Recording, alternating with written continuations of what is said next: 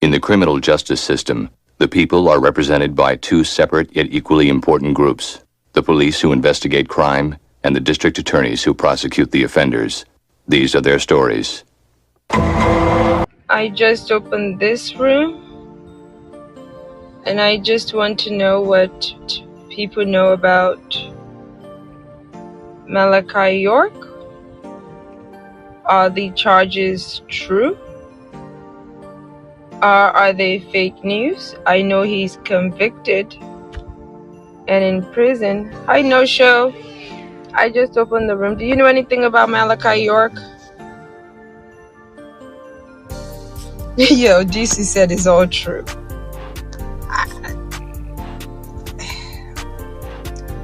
I'm gonna. Hey, Kim. Hey, thanks for joining. I just opened the room. What do you know about Malachi York, if anything? No idea. It's the first time I'm hearing about it. I'll probably read it. Oh, really? Mm-hmm.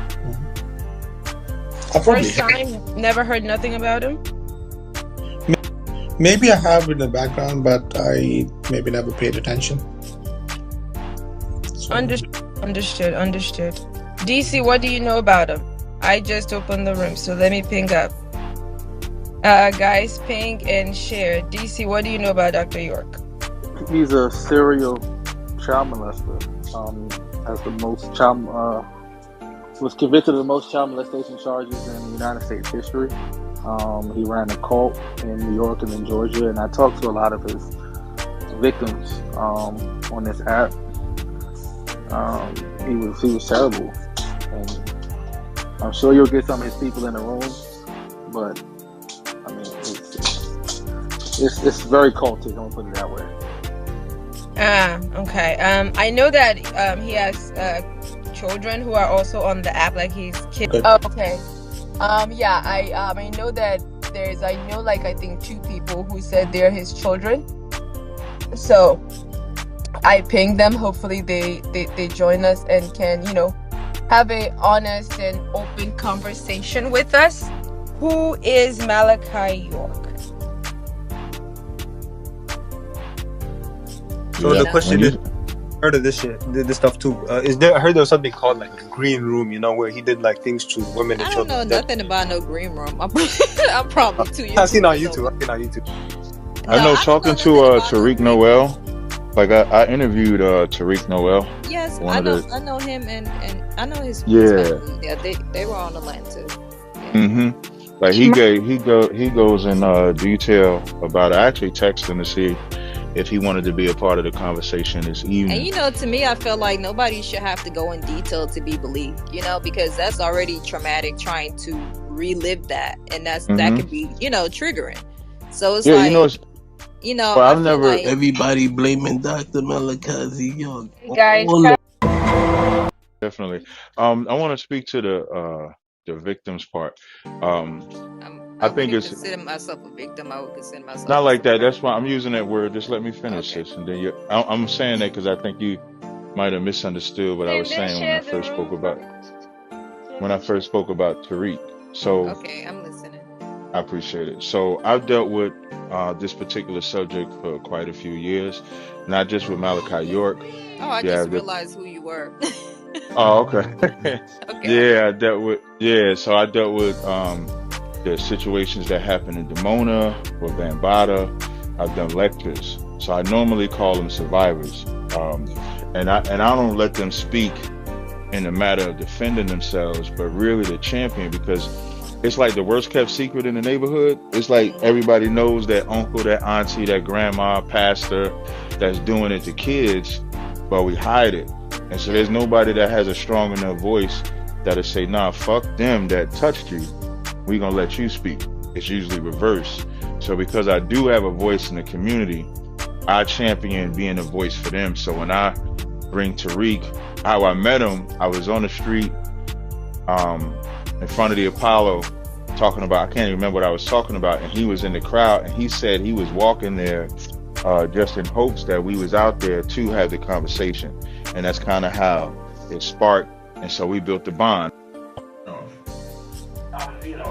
$2 a child. And then, Absolutely. The SpongeBob come on, and they're, oh, SpongeBob. Right.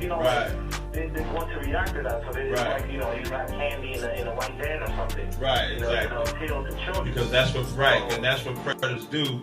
They make it appeal to the eye, so that way it makes you more susceptible. But go ahead, I'm sorry. Okay, so now, so now this is on the TV, and then the girl that brought me there is starting to, undress my pants and start fondling me and all that. Now, when you say girl, I just want to be. When you say girl, you mean like a young girl, or was she older? Okay, so at the time she was a teenager. So she was a teenager. She also was a victim that grew up. Right. In that. And there would be a system where he uses people that was involved in that to get other people to be involved in that. She started to, undress me and to start to fondle me and to correct, to type of like what you call it, false like articles on them and stuff like that. They attack, Tariq. They attack his sister. They attack anyone who try to speak out and say like, yes, he did this and it wasn't okay. So if they try to speak out, it's like they make all these false accusations against them and call them pedophiles, or they make up lies about their families, and they'll target them on Facebook. They'll target them on Instagram, all these social media places. They will target them and harass them and harass friends of theirs and everything, just for speaking out, just for saying like, yes, this happened. And I'm sharing my story and letting it be known. These people get attacked. They created lies about their mothers. Oh yeah, the mother, they could say ridiculous things like she was a drug addict and she sold her daughter. It's just like outrageous things. Instead of York saying like, yes, I did this.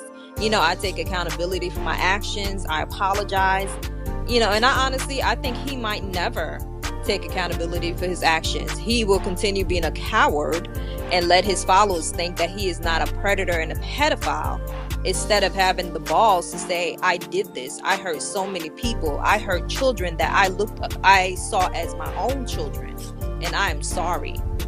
And I was gonna say too, I feel like because York never took accountability for his actions and let his followers know and let everybody else know, like, yes, I did do this and whatever else, it's like a lot of people are still under the impression that he's innocent, even though it's like so much proof and evidence that he's not. Even along with the children that got taken off the land during a raid, Husna, Hesna, Hanan, Isa, and Salha, and when they were taken to the doctor, they were all examined, and come to find out none of them, they were violated basically. So it was like, that's a part of the many evidence, but it's like you have so many victims / survivors coming forward saying, yes, this happened, and all their stories are similar. And I feel like when people do speak out, they try to like blackmail them, and they create all these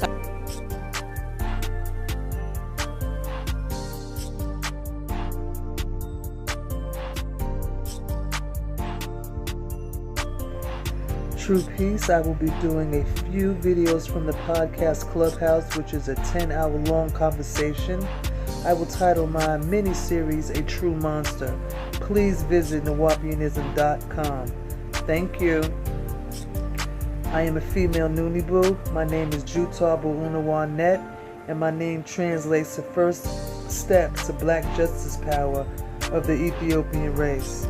Thanks for watching.